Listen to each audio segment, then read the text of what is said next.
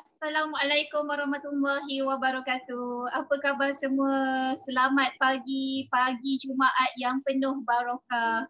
Terima kasih kerana setia menonton rancangan Ustazah Siti setiap hari Isnin hingga Jumaat jam 9.30 pagi hingga 10.30 pagi dalam rancangan Talk Show at Hati Murni bersama dengan Ustazah Siti dengan hashtag kita apa dia? Hashtag Wanita Inspirasiku. Okey, jadi bagaimana pada pagi ini? Kita dah pun 29 Ramadan. Dah pun 29 Ramadan, besok 30 Ramadan dan insya-Allah 1 Syawal jatuh pada hari Ahad. Begitu. Okey, apa pun kita menunggu jawapan daripada biasanya yang menyampaikan untuk Aidilfitri ni adalah penyimpan mohon besar kan. Jadi Ustazah Siti bukanlah penyimpan mohon besar untuk nak sampaikan bila kita berhari raya. Terima kasih yang menonton live Ustazah Siti pada pagi ni. Kita ada Syazah Hasliza, Muspira, kemudian kita ada Nur Azimah Ismail, Hati Murni Fatin, kemudian kita ada siapa lagi ni? Ada ramai yang menonton rancangan Ustazah Siti pada pagi ini. Terima kasih banyak kerana setia dengan Ustazah Siti setiap hari Isnin hingga Jumaat jam 9.30 pagi hingga 10.30 pagi dengan rancangan Talk Show at Hati Murni bersama dengan Ustazah Siti. InsyaAllah pada pagi ini kita akan bawakan juga jemputan istimewa yang kita akan kupas tentang topik yang berkaitan dengan malam raya. Tapi sebelum tu sukalah untuk Ustazah Siti nak bacakan dulu konten daripada buku tipis je iaitu Tazkirah Ramadan. So Ustazah Siti ada pilih tajuk apa silapnya kita sepanjang Ramadan. Jadi sebelum itu bantu Ustazah Siti untuk komen adakah suara jelas, pencahayaan okey ataupun tidak kan. So bantu Ustazah Siti, itu yang pertama. Yang kedua, bantu Ustazah Siti untuk like and share kepada ramai orang di luar sana kerana topik yang kita akan bawakan pada hari ini sangat-sangat menarik. Kan orang kata kalau dah tahu mungkin boleh diingatkan semula, tapi kalau tak tahu okey, kita belajar sama-sama dan kemudian kita boleh implementkan di malam raya nanti insya-Allah. Okey. Jadi terima kasih bagi yang menonton. Kita ada Muhammad Izwan, kita ada Syara Adnin, terima kasih. Wahida Nabila, terima kasih. So, okey, suara jelas ya? Okey, alhamdulillah semua okey, clear kata Fatin. Terima kasih Nas Arif, terima kasih yang menonton. Bagi live banyak, bagi love. Terus sasul Ustazah Siti pada pagi ni, okey. So sebelum kita memulakan talk show kita pada pagi ini, suka untuk Ustazah Siti nak bacakan sedikit ya. Orang kata tips peringatan ringkas lah daripada buku kita yang kenipis saja ni, iaitu Tazkirah Ramadan. Okey, Ustazah Siti tertarik dengan tajuk siri yang ke-30 iaitu apa silapnya kita sepanjang Ramadan. Nak tahu apa silapnya kita sepanjang Ramadan ni? Dekat sini ada 6 poin yang dikongsikan. Siapa yang nak tahu tolong bagi like, love dekat Ustazah Siti banyak-banyak. Begitu. So Ustazah Siti akan bacakan nanti. Okey, yang pertama apa silapnya kita sepanjang Ramadan? Yang pertama, berpuasa sekadar adat bukannya ibadah. Faktor iman dan mengharapkan keredaan Allah tidak menjadi pendorong utama kepada ibadah puasa. Berpuasa tu sebagai sekadar adat kita saja. Bulan Ramadan, bulan ni adalah bulan Ramadan, so kita pun puasa ikut saja kan. Bukannya disebabkan oleh kita nak mengharapkan keredaan Allah dan bukannya didorong oleh maksudnya keredaan Allah tu bukanlah pendorong utama untuk kita nak jalankan ibadah puasa. Ini antara kesilapan yang buku ni tulis ya. Okey, so semoga kita terhindarlah daripada poin yang pertama ni, insya-Allah. Okey, yang kedua, berpuasa hanya menahan lapar dan dahaga sahaja. Tetapi perbuatan mungkar seperti berdusta, mengumpat, menipu, berkata lucah dan sebagainya masih dilakukan, na'uzubillah. Jadi kita ni berpuasa bukannya sekadar menahan lapar dan dahaga sahaja, tetapi yang lain-lain, anggota lain pun kita perlu puasakan juga. Kan anggota tangan kita ni kan hari-hari pegang phone, apa benda yang kita share kan, nak klik ke apa ke semua kena dipuasakan juga. Begitulah juga dari segi hati kita kan, bila kita menulis WhatsApp biasanya dia akan melibatkan, dia tak melibatkan mulut tetapi dia akan melibatkan hati kita. So hati kita pun sebenarnya perlu dilatih sepanjang Ramadan ini untuk berpuasa. Gitu, okey. Itu kesilapan yang kedua. Okey. Yang ketiga, meninggalkan bersahur. Sedangkan banyak hadis yang menyatakan tentang kelebihannya. Ada yang tangguh lewat sehingga tertinggal solat subuh. Rugi. Hilangnya keberkatan sahur. Selain makan waktu itu, kita boleh juga solat sunat tahajud dan berdoa. Ada ya terkadang ada orang yang nak puasa tapi dia tak apa, saya tahan, saya tinggalkan sahur. Sedangkan kalau dia makan sejamah sebiji kurma pun sebenarnya orang kata dah dapat kelebihan fadilatnya ataupun orang kata pahala. Okey, so itu adalah kesilapan yang ketiga. Okey, yang keempat adalah mengkhususkan solat hanya pada bulan Ramadan sahaja. Ibadah solat fardu dan sunat lainnya tidak dilakukan dengan istiqomah pada waktu lain. Maksudnya bulan Ramadan kita sungguh-sungguh kan buat solat sunat, buat apa semua, tapi bila dah keluar daripada bulan Ramadan kita tinggalkan pula perkara-perkara yang biasa kita buat di dalam bulan Ramadan. Jadi sebenarnya sebab itulah orang selalu kata Ramadan ni adalah madrasah kan. Jadi bila sebut madrasah tu maksudnya setiap apa yang kita dah buat, yang kita dah azamkan dan kemudian yang kita dah lazimkan, biasakan sepanjang Ramadan, eloklah kita bawa ke bulan-bulan yang berikutnya. Sebagai contoh kan, okey, masa bulan Ramadan dia baru start nak baca Al-Quran, sehari satu muka surat kan, alhamdulillah boleh maintain selama 30 Ramadan, maintain tiap hari satu muka surat Al-Quran.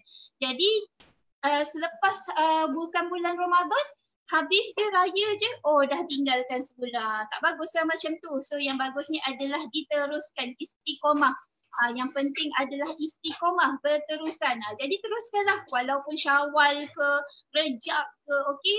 Lazimkan pada diri kita yang dah dididik tadi tu kan, semasa Ramadan, semasa madrasah Ramadan tu tadi, okey, untuk membaca sehari satu muka surat Al-Quran, teruskan. Jangan ditinggalkan. Begitu, okey. So itu adalah kesilapan yang keempat. Okey, kesilapan yang kelima, bersungguh-sungguh mengerjakan solat sunat tarawih dan witir tetapi meninggalkan solat fardu yang pahala amalan fardunya jauh lebih besar berbanding pahala amalan sunat. Kan? Saya tak larat lah lepas berbuka kan. Lepas berbuka duduk tersandar sebab dah kenyang sangat. Okey, sampai tinggal solat fardu solat fardu maghrib, solat fardu isyak. Dah bertenaga sikit, minum kopi sikit apa semua, berenergi, lepas tu terus solat tarawih kan. Sebab ni susah ni nak dapat ni kan. Waktu Ramadan je ni boleh ni kan. Sepatutnya adalah yang wajibnya adalah kita dulukan yang wajib, baru kita buat yang sunat. Itu adalah kesilapan yang kelima. Okey, so kesilapan yang terakhir, siapa yang nak tahu kesilapan yang terakhir? Kalau nak tahu, boleh bagi love dekat Ustazah Siti sebab ni adalah kesilapan yang terakhir. Silapan yang terakhir selepas ni Ustazah Siti nak jemput tetamu istimewa kita pada pagi ini. Okey, bagi love dulu dekat Ustazah Siti untuk menunjukkan bahawa nak tahu apa tu kesilapan yang keenam. Kalau boleh dicatatkan juga adalah lagi baik. Kesilapan 1, kesilapan 2, kesilapan 3, kesilapan 4, kesilapan 5 yang Ustazah Siti nyatakan tadi, supaya orang yang masuk ke dalam rancangan Ustazah Siti selepas ni dia boleh baca, oh ini dia poin-poin dia kan. So secara tak langsung dia akan memberi manfaat juga kepada orang lain. So kesilapan yang keenam adalah meningkatkan amal untuk diri sendiri sahaja, seperti membaca Al-Quran tetapi mengabaikan penglibatan ahli keluarga untuk sama-sama beribadah. Allah. Akbar. Kan, saya je seorang nak banyak pahala, okey? Keluarga saya tak apa, biarkan. Kan, jadi sepanjang kita MCO ni sebenarnya macam itulah yang sebaiknya, di mana sebaiknya kita bertadarus Al-Quran satu keluarga. Ustaz Siti tengok dekat FB semalam ramai rupanya family-family yang ada di sekitar kita ni, alhamdulillah mereka telah menggunakan waktu Ramadan ni sepanjang tempoh MCO ni untuk bertadarus bersama dengan keluarga. So far itu adalah satu momen yang sangat indah, yang susah untuk kita nak dapat, tapi Allah sebenarnya bagi ruang dan peluang untuk kita dapatkan peluang tersebut bertadarus bersama dengan keluarga, kan. Jadi insya-Allah keberkatan mawaddah warahmah tu tadi akan ada. So sebelum tu siapa, saya Siti nak tanya juga, siapa yang ada bertadarus bersama dengan keluarga? Cuba komen sedikit dekat situ. Cuba komen sedikit. Begitu, okey. Alhamdulillah, terima kasih Cik Zulkifli Muhammad menonton. Hidayah Abdul Aziz, waalaikumsalam. Lagi Nur Hamidah Muhammad, terima kasih kerana menonton rancangan Ustazah Siti setiap hari Isnin hingga Jumaat. Rancangan talk show at Hati Murni bersama dengan Ustazah Siti setiap hari Isnin hingga Jumaat jam 9.30 pagi hingga 10.30 pagi. So sebelum Ustazah Siti rasa itu sahaja perkongsian daripada Ustazah Siti. Sekarang Ustazah Siti nak menjemput tetamu jemputan kita pada pagi ini ya. Tetamu jemputan kita pada pagi ini, tajuk yang kita akan bawakan memang sangat menarik, boleh digunakan sebagai panduan untuk kita sekeluarga. Tajuknya adalah amalan malam raya yang ramai terlepas pandang. Amalan malam raya yang ramai terlepas pandang. Apa tu? Kan? Lalu malam raya kita sibuk je kan. Kalau perempuan-perempuan sibuk memasak rendang lah, nasi impit lah, kuah kacang lah kan. Okey, kalau yang lelaki mungkinlah dah rasa relax, tak perlu bertarawih dan sebagainya, tolong isteri kemas-kemas rumah. Tapi rupanya ada amalan yang selalu kita terlepas pandang. So kalau nak tahu, tolong sharekan dulu. Bagi love dulu, tanda kita memberi sokongan kepada tetamu jemputan kita pada pagi ini, iaitu Ustaz Tengku Ahmad Fazil yang akan mengupas tentang tajuk ini. So, admin dipersilakan Ustaz Tengku Ahmad Fazil.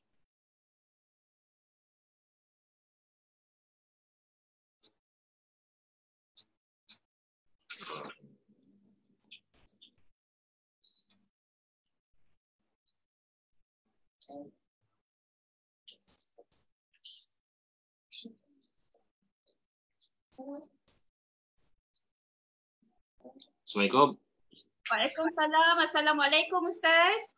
Waalaikumsalam warahmatullahi wabarakatuh. Apa khabar Ustaz? Sihat ke? Alhamdulillah. Alhamdulillah sihat.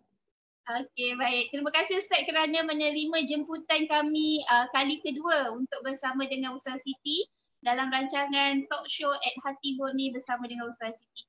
Jadi Ustaz, tajuk yang kita akan bawakan pada hari ini adalah tentang amalan malam raya yang orang terlepas pandang. Kan? Jadi apakah itu amalannya Ustaz? Dipersilakan Ustaz.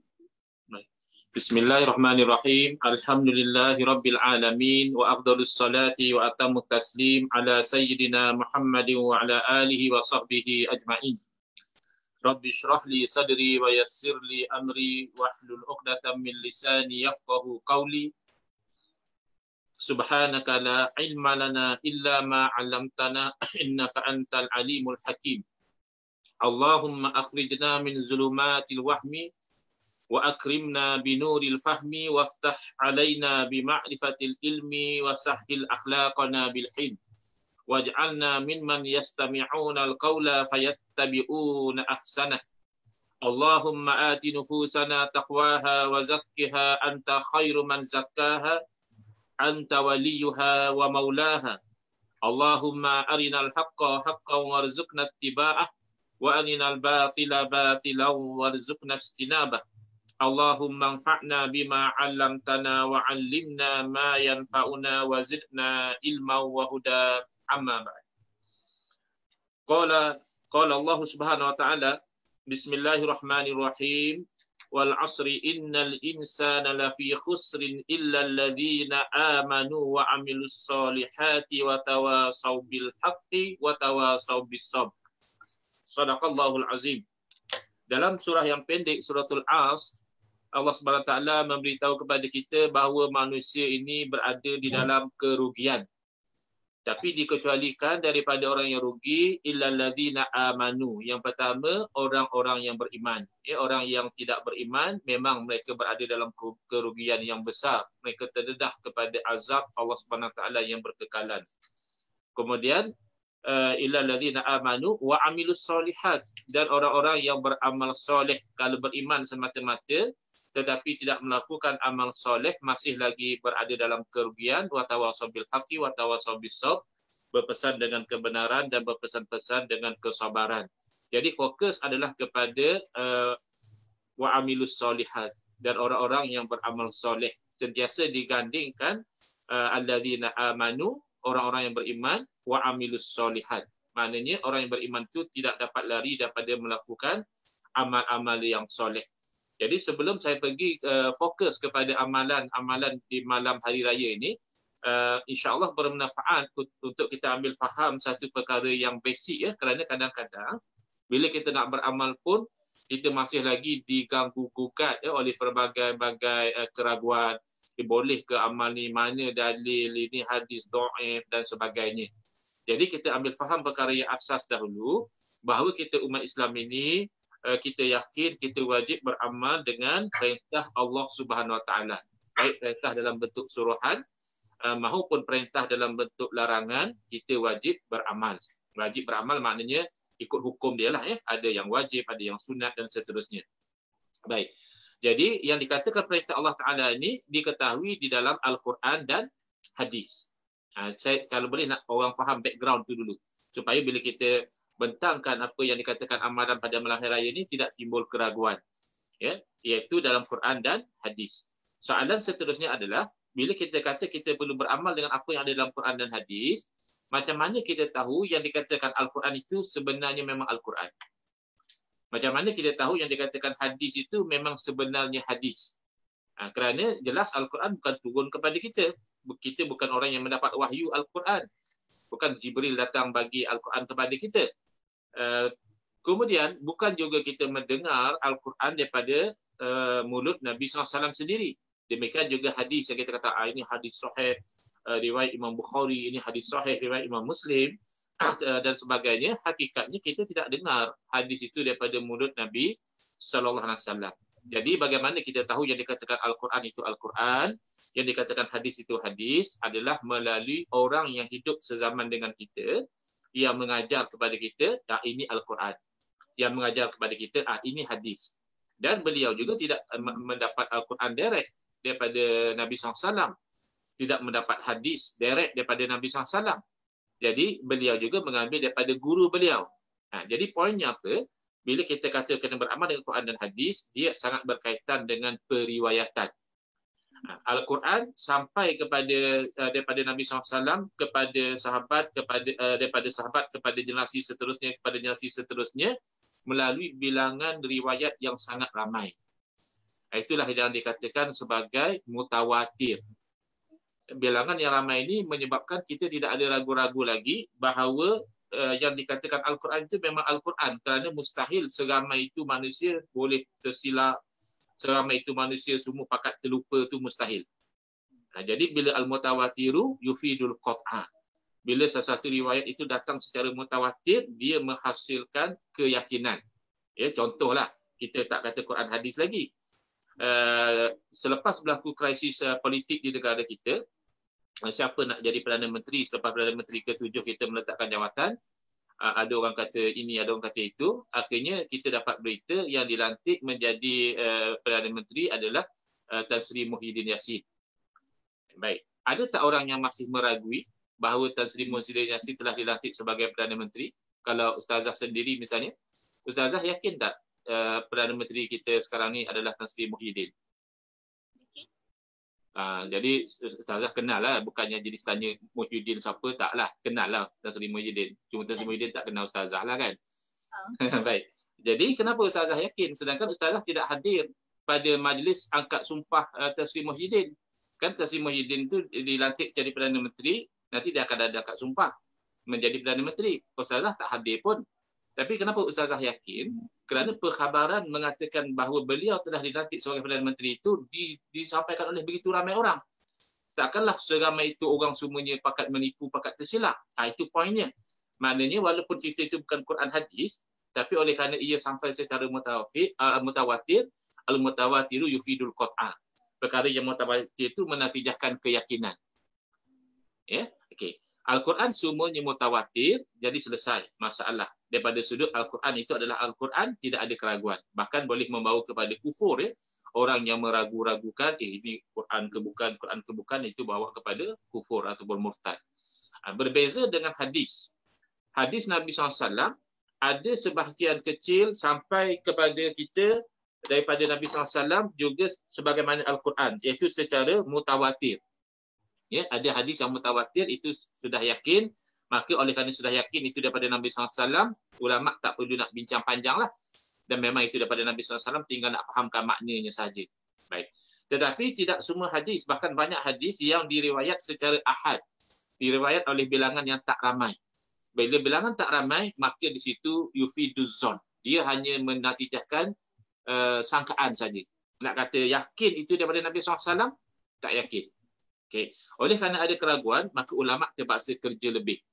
Ulama-ulama yang berkecimpung dalam bidang hadis, mereka terpaksa lihat kepada kualiti perawi hadis itu macam mana. Kuatkah ingatan dia, boleh dipercayai atau macam mana orangnya, ataupun adakah sampai orang ini tertuduh sebagai pendusta dan seumpama dengannya. Jadi dan ulama juga melihat kepada sanad. Bersambung hadis itu ada tak terputus di mana-mana. Misalnya satu orang meriwayatkan daripada Nabi SAW, padahal dia tabi'in. Tabi'in tak jumpa dengan Nabi, tapi dia tak sebut pun nama sahabat. Maka dikatakan itu hadis mursal. Hadis yang ada terputus pada bahagian sahabat. Jadi ada keraguan. Macam mana dia boleh riwayat pada Nabi sedangkan tak sebut sahabat mana? Atau mungkin munqati' ada terputus di mana-mana lagi. Jadi natijahnya, kalau kualiti perawi itu bagus, sanad juga bersambung dengan baik, maka kemungkinan besar memang Nabi SAW kata hadis itu, dikatakan hadis itu sahih. Tetapi kalau ada masalah pada kualiti perawi, mungkin perawinya pelupa misalnya, ataupun selalu tersilap misalnya, ataupun sanadnya itu ada terputus di mana-mana, maka kemungkinan Nabi SAW mengatakan hadis itu tak begitu besar sangat. Lalu dikatakan hadis itu dhaif. Baik, jadi apa persamaan antara hadis sahih dan dhaif? Iaitu sama-sama zonni. Kan yang yakin mutawatir.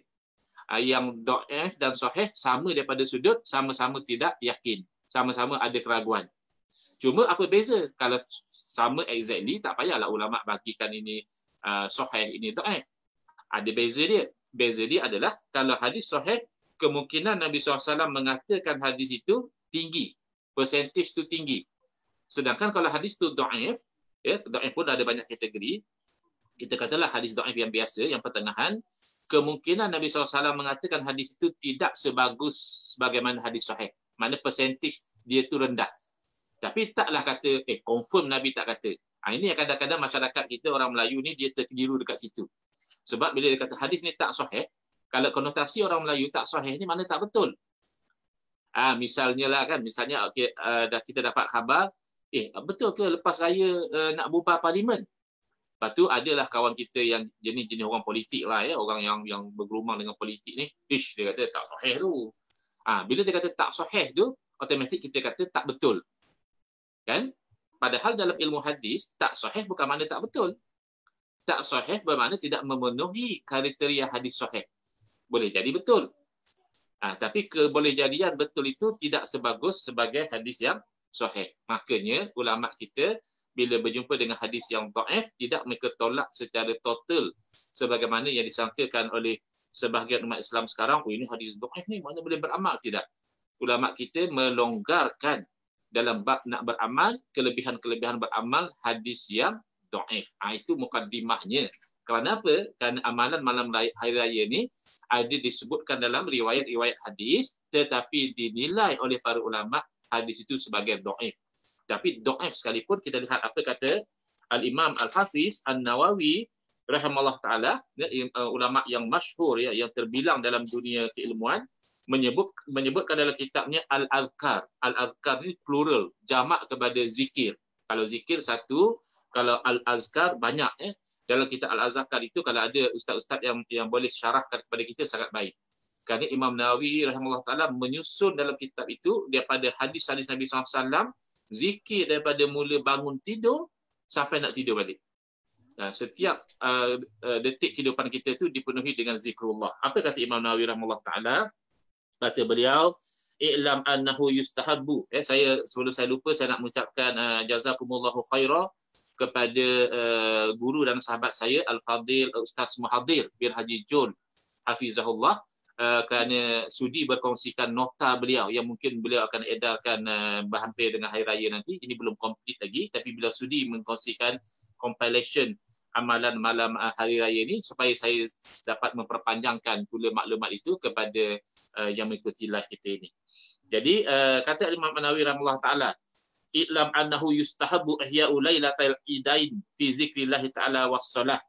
Ketahuilah bahawa digalakkan sunat kita itu menghidupkan 2 malam hari raya. Maknanya hari raya puasa macam kita nak menghadapi pada mungkin besok Ustazah. Betul. Atau lusa. Besok atau lusa lah sebab hari ni kita dah 29 Kalau kita puasa 29 besok raya. Kalau kita puasa 30 hari Ahad baru raya. Baik. Jadi dan juga hari raya Idul Adha dikenali sebagai hari raya haji atau hari raya korban. Juga sunat kita menghidupkan dengan ibadah, dengan zikrullah dan juga melakukan solat, yakni solat sunat. Pada malam tu kan, ini kita kata amalan yang terlepas pandang tadi. Amalan kita apa? Pasang punjut, lampu, masak lemang, itu amalan kita kan. Siapkan kuih, tukar langsir, bungkus ketupat, Ustazah. Itu amalan kita pada malam hari raya. Adapun zikir, itu banyak orang terlepas.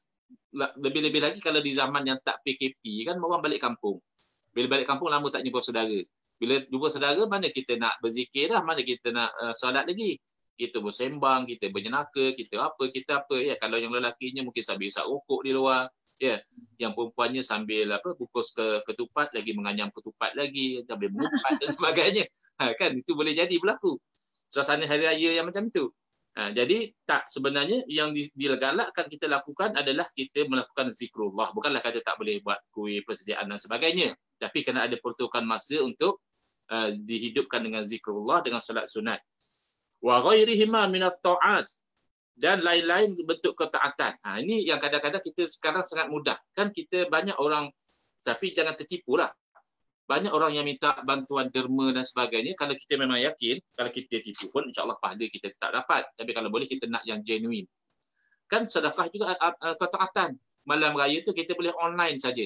Ke akaun-akaun orang ini perlu, orang ini perlu, itu merupakan ketaatan juga. Kerana apa?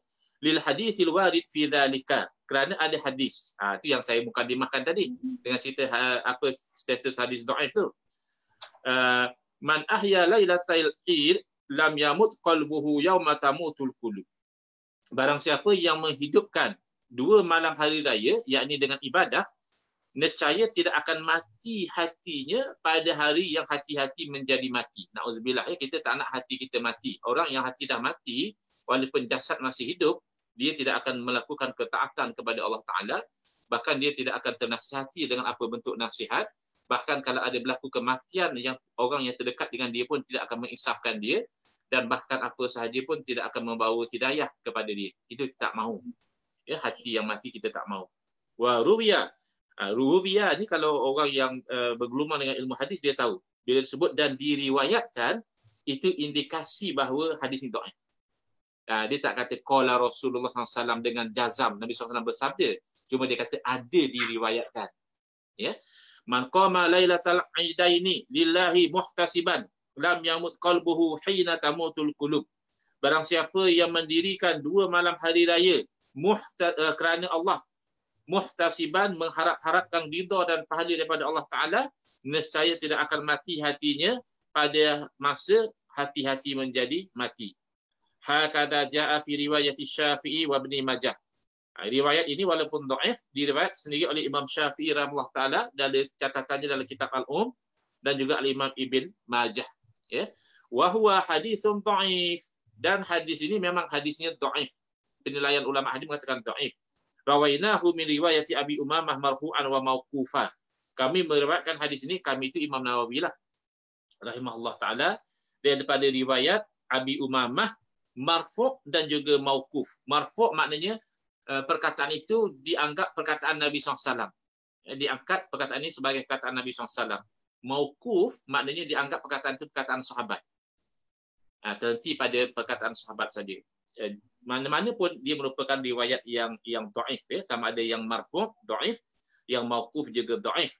Cuba lihat apa kata Imam Nawawi rahimahullah taala, lakin ahaditsul fadaili yutasamahu fiha kama qaddamnahu fi awalil kitab. Akan tetapi hadis-hadis yang sekadar menceritakan kelebihan-kelebihan ketaatan tu bila-bila masa kan kita dituntut melakukan. Berzikir, wazkurullah zikran katsira, hendaklah kamu zikir akan Allah Taala sebagai zikir yang banyak. Demikian juga kita diminta supaya meminta pertolongan daripada Allah bikasrati sujud, dengan memperbanyakkan sujud, yakni memperbanyakkan solat. Jadi zikir dan solat ini memang secara umum telah dituntut kita sentiasa melakukan. Cuma ada kelebihan khusus, ya, pada malam hari raya ini. Dijanjikan hati kita itu akan tetap hidup, tidak akan mati hati kita walaupun hati orang lain telah mati. Ini namanya fadail, kelebihan. Jadi walaupun status hadis ini dhaif, ulama yutasamah maknanya memberi satu bentuk leniency, kelonggaran, ada toleransi di situ. Kerana bukan nak tetapkan halal haram, ya, tapi hanya sekadar menceritakan kelebihan. Daripada sudut logiknya adalah orang yang beramal dengan hadis dhaif ini dia cermat. Maknanya mana tahu betul Nabi SAW sabda perkataan itu, maka aku dapat fadilat itu. Tapi kalaulah takdirkan memang itu riwayat dhaif itu sebenarnya bukan daripada Nabi SAW sekalipun, masih terpayung dengan keumuman, kita digalakkan melakukan solat sunat, berzikir pada setiap masa. Itu lebih daripada sudut ihtiyat, ya, berjaga-jaga. Kemudian Al-Hafiz Ibn Hajar Asqalani menyebutkan dalam kitabnya Al-Takhis Al-Habir, dalam kitab Fadli Rajab, ya, disebutkan di sini, khamsu layalin fis sanah man wazaba alaihinna raja'a sawabihinna wa tasdiqan biwa'dihinna adkhalahu Allahul jannah. Ada 5 malam dalam 1 tahun yang barang siapa istiqamah melakukan ibadah dengan mengharapkan pahala dan membenarkan janji yang dijanjikan oleh Allah Subhanahu Wa Taala, nescaya Allah memasukkan dia ke dalam syurga. Yang pertama, awalul lailatin min Rajab. Itu malam pertama bulan Rajab. Iaitu dia itu qiyam pada waktu malam bulan Rajab itu, dan juga berpuasa pada siang harinya. Dan memang puasa bulan Rajab ini, kalau pun kita katakan hadis ini dhaif, bulan Rajab itu sendiri sebenarnya bulan yang dituntut kita berpuasa. Salah satu daripada bulan haram, ya, bulan-bulan yang digalakkan kita meningkatkan amal ibadah. Kemudian Ustazah, Lailatul Fitri, macam kita nak hadapi ni, malam Aidil Fitri. Wa Lailatul Adha, dan malam hari raya Adha. Wa Lailatul Ashura, malam Ashura. Ashura 10 Muharram. Ya. Wa Lailatul Nisfi Sya'ban, dan malam Nisfu Sya'ban. Masyarakat kita terbalik pula. Malam-malam ni lah dia nak berbalah, bid'ah, sesat, masuk neraka dan sebagainya. Padahal ini hanya cerita tentang fadilat. Kalaupun dhaif tidak ada masalah. Bahkan kita kena faham, ada kalanya hadis palsu. Hadis memang palsu, tapi amalannya tak palsu. Sebagai contoh, solat tarawih. Solat tarawih selain daripada hadis yang sahih seperti man qama ramadhana imanan wa ihtisaban ghufira lahu ma taqaddama min zambi, ada hadis yang palsu yang menceritakan siapa tarawih malam ini, fadilat macam ini. Siapa yang tarawih malam besok, tak fadilat macam ini. Sampai setiap malam tu ada fadilat-fadilat yang hebat. Maka para ulama mengatakan hadis itu palsu. Tapi adakah bermakna solat tarawih itu palsu? Oleh kerana hadis tentang fadilat solat tarawih ini palsu, saya tak nak solat tarawih dah, Ustazah. Pasal palsu hadis dia. Hadisnya palsu. Amalan tidak palsu. Kerana amalan ada sandaran daripada dalil yang lain. Itu yang kita kena faham, ya. Baik. Baik, selesai. Saya laju sedikit, ya. Yang pertama zikrullah, yang kedua perbanyakkan zikrullah, yang kedua sunat. Islam. Salat sunat. Solat sunat. Okey. Dan lain-lain amal soleh lah Ustazah. Termasuklah apa ni, silaturahim. Kan orang yang memutuskan silaturahim tidak turun rahmat pada dia. Jadi macam mana kita nak dapat pengampunan dan sebagainya kalau kita masih malam raya pun masih memutuskan silaturahim dengan adik keluarga kita. Kenalah kita tu bermaaf-maafan. Maknanya apa bentuk amal soleh kita lakukan. Tapi yang disebut secara khusus adalah zikrullah dan juga solat sunat. Ya, baik. Waktu kita sampai 10.30 ya Ustazah? Ya, betul lah. Sebab saya nak timing apa ni penerangan ini. Kemudian ittifaq 4 mazhab. Sunat menghidupkan kedua malam hari raya itu adalah kesepakatan 4 mazhab. Jadi jangan kita sewenang-wenang kata ini palsu dan sebagainya. Ulama-ulama 4 mazhab ni bukan calang-calang orang ya. Mereka adalah ulama-ulama yang sangat alim. Bila mereka ittifaq, mereka sepakat, itu menunjukkan kepada kekuatan hukum yang telah mereka sepakati itu. Saya tidak pendetailkan kalau Al-Fadhil Ustaz Muhadir ni dia ada sebutlah dalam mazhab Hanafi apa kitab, dalam mazhab Maliki, dalam mazhab Syafi'i, dalam mazhab Hambali disebutkan nama-nama kitab itu. Tapi kita nak fokus lebih kepada amalan. Baik. Yang dikatakan menghidupkan kedua malam hari raya ni sekadar macam mana? Kita dianggap menghidupkan malam tu adakah 10 minit? Adakah 1 jam atau bagaimana? Berkata Imam Nawawi rahimahullah taala, wa ikhtalafal ulama'u fil qadari alladhi yahsulu bihi al-ihya'u fal azharu annahu la yahsulu illa bi mu'zamil lail wa qila yahsulu bi sa'atin. Ulama khilaf di dalam menetapkan kadar yang dianggap orang itu telah menghidupkan malam itu dengan ibadah. Sekadar mana ulama khilaf. Tetapi pendapat yang kuat adalah dia menghidupkan kebanyakan malam. Maknanya most of the night tu dia spend untuk zikrullah, most of the night tu dia spend untuk baca Al-Quran. Bukanlah 100% malam tu dia sampai tak tidur, dia tak juga. Tapi most of the night dia spend untuk benda-benda ibadah tu, dianggap dia telah menghidupkan malam itu dengan ibadah. Qil. Kita suka yang qil ni. Qil ni makna pendapat yang lemah. Tapi kita sukalah. Sebab apa? Dianggap kita menghidupkan malam hari raya dengan ibadah walaupun dengan sekejap. Kita suka yang tu. Ambil Al-Quran 10 minit baca, dapat zikir sekejap, kita dah tergolong di dalam orang yang menghidupkan. Moga-moga pendapat yang lemah ni betul. Tapi yang eloknya kita pegang pendapat yang kuat lah. Baik. Pendapat para ulama lain pula mengatakan sekurang-kurang amalan yang termasuk di dalam menghidupkan malam hari raya ialah solat isyak berjemaah. Jangan solat isyak seorang-seorang. Solat isyak berjemaah tak kisahlah di rumah pun tak apa. Lagilah musim PKP memang kita tak dibenarkan ke surau pun. Dan berazam untuk menunaikan solat subuh pada pagi hari raya esoknya. Kena ada azam. Jangan mentang-mentang kita penat dengan kuih, dengan lemang dan sebagainya, kita tak terfikir pun pasal solat subuh.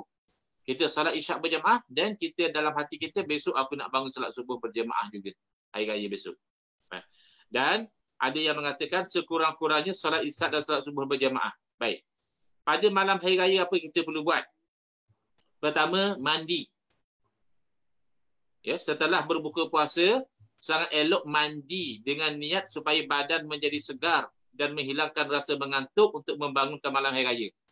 Mungkin sudah mengalami kan malam-malam lepas buka puasa ni ngantuk. Macam tu kita mengantuk. So kalau kita mandi, insya-Allah segar. Tapi niat kita tu kerana itu dapat pahala. Mandi ni asalnya harus. Tapi kalau niat untuk menyegarkan badan bagi beribadah, itu dapat pahala. Kemudian, selesaikan urusan zakat fitrah pada malam hari raya bagi yang belum membayarnya. Macam saya, misalnya, saya akan fikir untuk bayar zakat fitrah malam tu. Sebab apa? Memang kita boleh bayar pagi. Tapi kita bimbang ambil zakat sibuk pagi besoknya.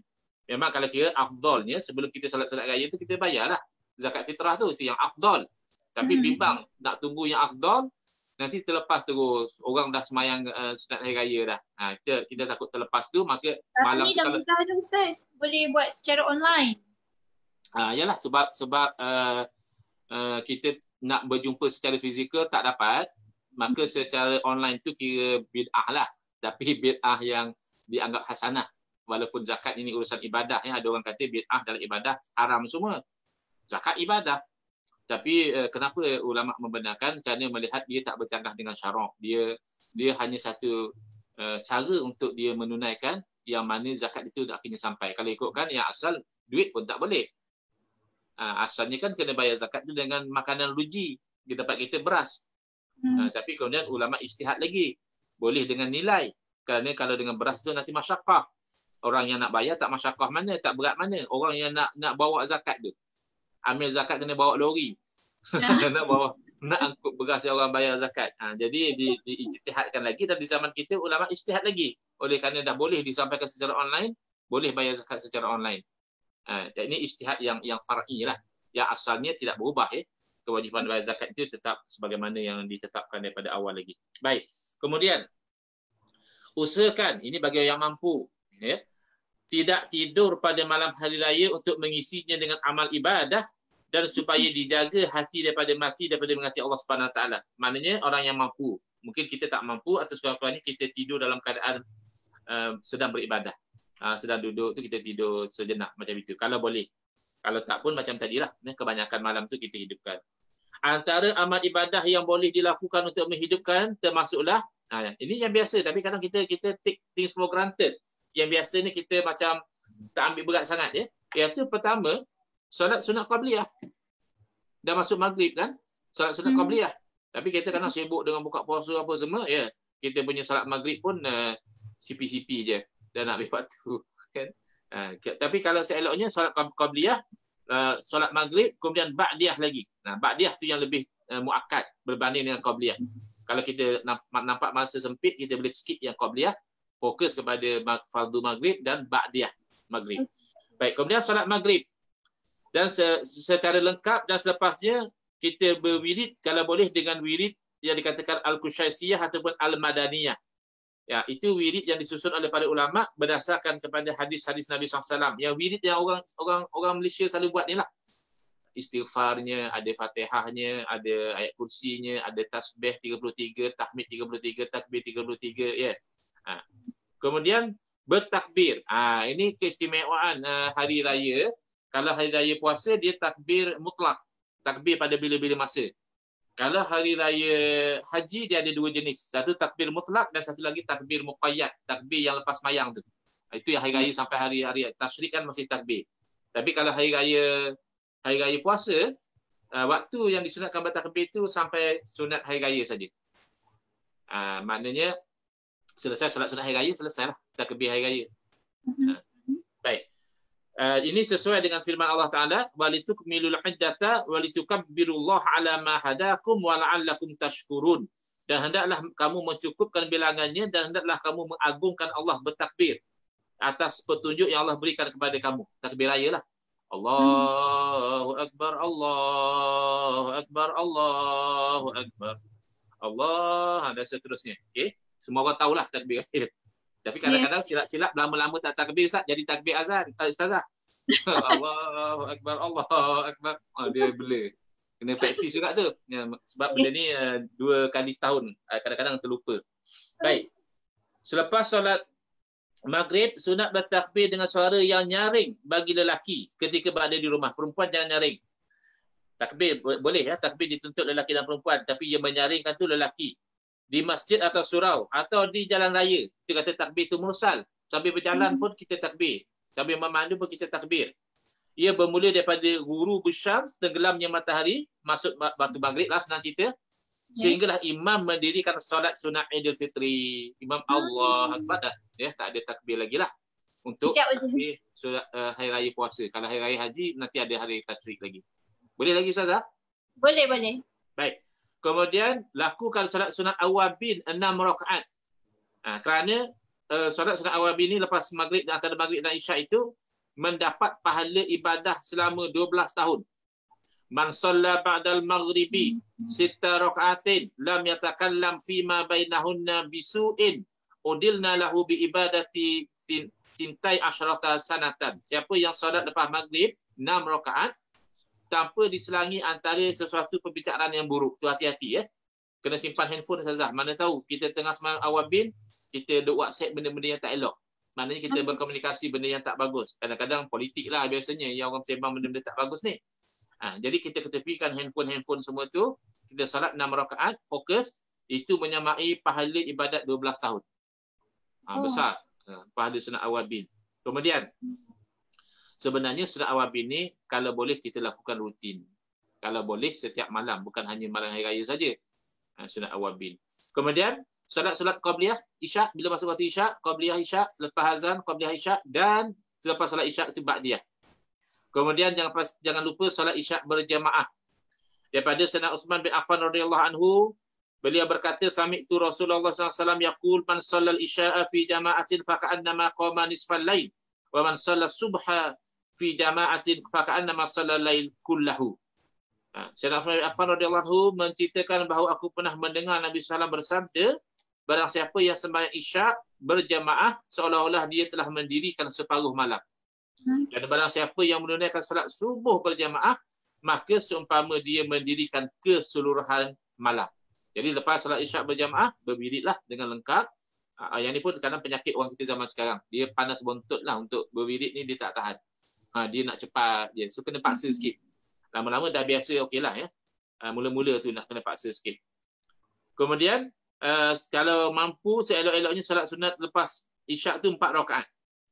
Kerana Sayyidina Umar radhiyallahu anhu berkata bahawa Nabi SAW bersabda, man shallal isya'a fi jama'atin wa shalla 4 raka'atin qabla an yakhruja minal masjidi kana ka'adli lailatul qadri. Kita kadang mungkin dah terlepas Lailatul Qadar, mana tahu boleh jadi malam ini Lailatul Qadar, tak mustahil tapi ada kawan-kawan kata malam 27 hari tu Ustaz banyak tanda-tanda Lailatul Qadar, tak kisahlah. Setiap malam pun kita masih ada peluang mendapat janji man qama ramadhana iman wa ihtisaban ghufira lahu ma taqaddama min zambi. Barang siapa yang mendirikan salat tarawih dan sebagainya pada malam-malam Ramadan dengan penuh keimanan dan mengharapkan pahala daripada Allah, Allah akan ampunkan dosanya yang telah lalu. Tapi yang ini boleh dapat fadilat seperti Lailatul Qadar, iaitu kalau dia itu mendirikan salat isyak berjamaah dan dia solat sunat 4 rakaat sebelum keluar daripada tempat semayang. Asalnya masjid lah. Tapi kalau kita tak ke masjid, kita masih di tempat semayang tu, kita tunaikan 4 rakaat sunat. Sama seperti dia mendapat malam Lailatul Qadar. Kemudian para ulama mengatakan, mengerjakan salat sunat 4 rakaat selepas isyak, ini tidak mutlak mesti salat isyak berjamaah dan di dalam masjid. Boleh juga dilakukan di rumah. Alhamdulillah. Zaman sekarang ni sesuai. Kita tak boleh ke masjid. Dan tidak secara berjamaah pun boleh. Maknanya kita katalah ketika kita tak dapat jamaah sembahyang seorang, masih dituntut kita itu sembahyang sunat 4 rakaat lepas isyak tu. Baik. Kemudian membaca Al-Quran. Paling kurang membaca Ayatul Kursi. Ini yang dicadangkan oleh para alim ulama lah. Berdasarkan dalil-dalil umum dan sebagainya. Kelebihan ayat kursi apa dia, kelebihan surah Yasin apa dia. Jadi ini kalau yang nak boleh catat sebagai amalan. Bukan kata Nabi SAW suruh exactly macam ini, tidak. Kan jenuh nak cari dalil pula. Dalil ni umum. Dan maka ulama' mencadangkan paling kurang kalau kita kata kita tu orang yang baca Quran, bacalah Ayatul Kursi 100 kali. Kalau mampu. 100 kali? Ya. Cuba Ustazah. Boleh cuba? Baik. Boleh. Kemudian surah Yasin 1 kali. Kerana ada mafhum riwayat hadis mengatakan siapa yang baca Yasin 1 kali seumpama membaca 10 kali Al-Quran. Kemudian baca surah Al-Zalzalah. Idza zulzilatil ardu zilzalaha wa akhrajatil ardu athqalaha, dan seterusnya 2 kali. Kerana mafhum riwayat hadis sekali membaca seumpama membaca setengah Al-Quran. Baca 2 kali seumpama membaca 1 Al-Quran lah. Kemudian baca suratul Kafirun itu singkat kata. Kalau nak cari dalil direct Nabi suruh baca banyak kali macam tu, tak ada. Tapi ulama faham kalau sekali baca macam setengah Al-Quran, baca 2 kali. Itu kefahaman ulama. Kemudian suratul Kafirun baca 4 kali. Kerana apa? Ambil kefahaman daripada mafhum hadis Nabi, sekali membaca suratul Kafirun sama seperti 1/4 Quran. Kemudian membaca suratul Ikhlas 3 kali. Kerana apa? Mafhum hadis suratul Ikhlas tahu Ustazah? Ya. Qul huwallahu ahad Kadang-kadang orang dia qul huwallah dia tahu, Al-Ikhlas dia blur jap. Al-Ikhlas surah mana Qul huwallah. Baca 3 kali. Mafhum hadis kali membacanya seumpama membaca 1/3 Al-Quran. Jadi ulama istibatkan kefahaman di situ. Baik. Kemudian Al-Imam Asy-Syafi'i rahimahullah taala berkata, nak berdoa Ustazah kan musim-musim PKP ni kita ada banyak masalah. masalah kewangan, masalah syarikat, masalah pekerja dan sebagainya, ambil peluang ni. Dan peluang ni ada yang setiap minggu. Balagana annahu kana yuqalu inna du'a yustajabu fi khamsi layalin. Imam Syafi'i berkata telah sampai kepada kami bahawa berdoa itu mustajab pada 5 malam. Boleh buat catatan ya. Fi lailatil Jumaah. Nombor 1 malam Jumaat. Malam Jumaat itu malam yang mustajab doa. Jadi makanya kita elakkan cakap benda-benda tak elok, takut nanti terkena pula dengan benda mustajab ya, benda-benda yang tak elok tu. Walailatul Adha, iaitu malam hari raya Adha, hari raya haji. Walailatul Fitri, Lailatul Fitri, malam hari raya Adil Fitri. Wa awwal lailatin min Rajab, dan awal 1 Rajab. Walailatul nisfi min Sya'ban, malam nisfu Sya'ban. Ini yang diceritakan oleh Imam Syafi'i rahimahullah ta'ala, dan kena ingat 6 perkara ketika berdoa. Yang pertama, ada hamdalah. Jangan terus-terus minta saja. Puji Allah dulu. Kita nak minta sesuatu dengan Allah, puji Allah dulu. Alhamdulillahirabbil alamin, paling tidak. Kemudian selawat. Paling tidak wasallallahu ala sayyidina Muhammadin wa ala ali sayyidina Muhammad. Kemudian ada minta istighfar. Ya, minta ampun. Sebab kita ni orang yang berdosa, kita nak minta macam-macam, minta ampun dulu. Ya. Kemudian kita berdoa. Dan seelok-eloknya kita tawassul dengan nama Allah. Seperti Ya Rahman, Ya Karim, Ya Latif, nak rezeki, Ya Razak, nak kelapangan, Ya Fattah, nak kekuatan, Ya Qawi, dan seumpama dengannya. Sesuai dengan apa yang kita mohonlah. Ya, nama-nama Allah tu kita kalau boleh pilih yang sesuai dengan permohonan kita. Nak ilmu, Ya Alim. Nak bijaksana, Ya Hakim. Nak berdepan dengan orang zalim, Ya Jabbar, Ya Qahar, misalnya. Tapi kalau susah sangat, Ya Allah ajalah. Boleh saja ya. Dan tutupkan doa dengan selawat, jangan lupa. Nah, habis tu kena ada wasallallahu alaihi wasallam Muhammad wa ala alihi wasallam walhamdulillahil alamin. Baik. Masih boleh ke Ustazah? Kata nak berhenti ni. Ada sikit lagi Ustaz. Okey. Sebagian ulama menyarankan untuk kita mengkhatamkan bacaan ini. Sekali lagi ini saranan ulama. Nak buat boleh, tak nak buat pun tak ada masalah. Ya. Iaitu menyebut Ya Muhaimin 145 kali. Ya Muhaimin 145 kali. Kemudian Sayyidul Istighfar, ya, penghulu segala istighfar 3 kali. Kemudian kalau boleh Astaghfirullahalazim 999 kali. Ini kena pakai alat pengira tu yang macam pramugari pakai tu. Kalau tasbih tu jenuh kita lupa nanti.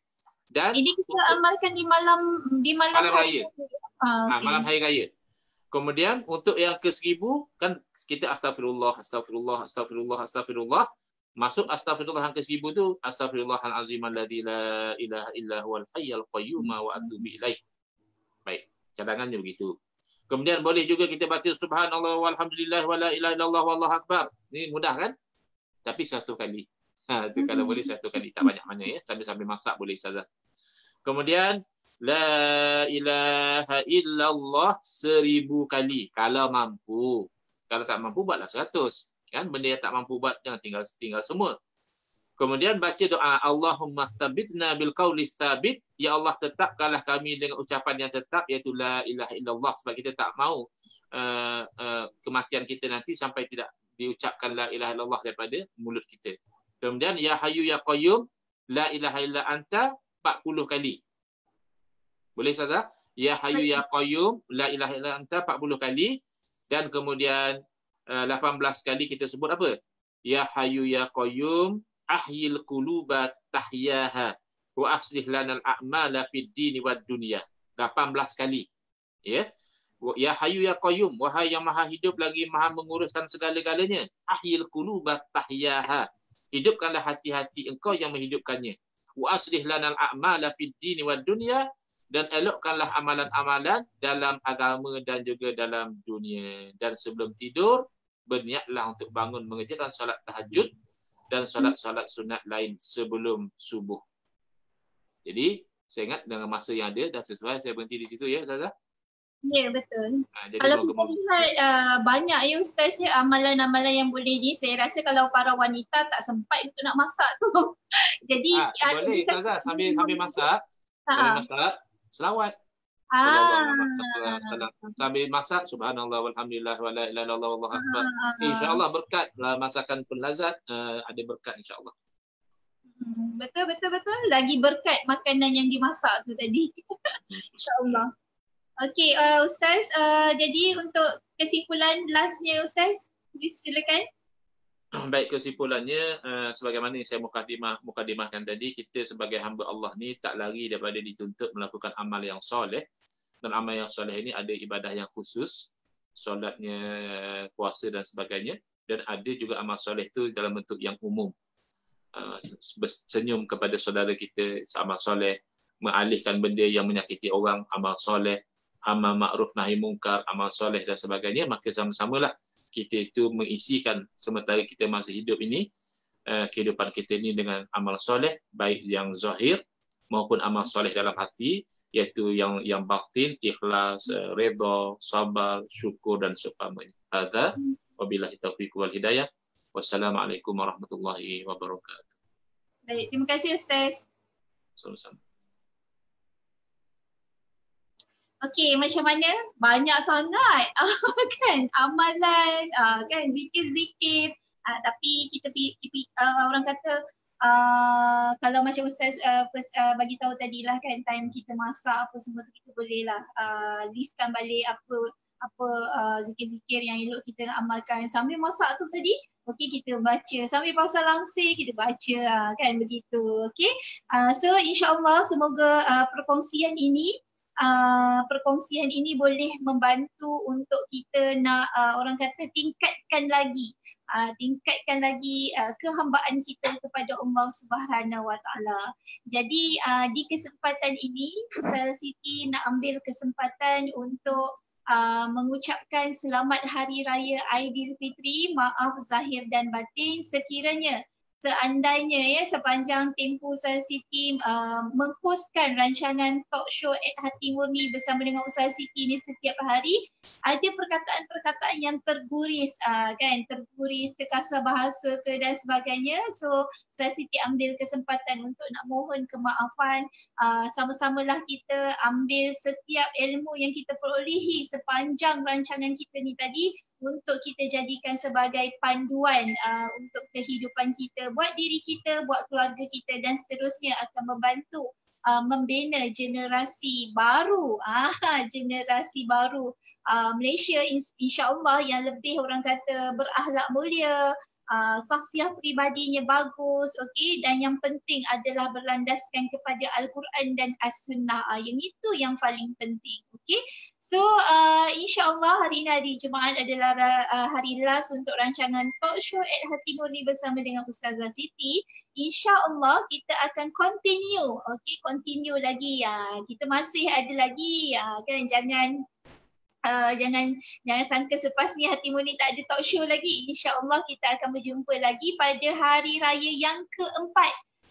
Pada hari raya yang keempat insyaAllah kita akan ke udara semula, tapi waktunya kita ubah waktunya Ustazah Siti akan live insyaAllah jam 10 pagi pada raya yang keempat. InsyaAllah kita akan bawakan juga seperti biasa konten-konten yang menarik, tetamu jemputan yang menarik, yang berpengalaman, yang berilmu tinggi insyaAllah, untuk kita sama-sama mencedok ilmu mereka tu tadi.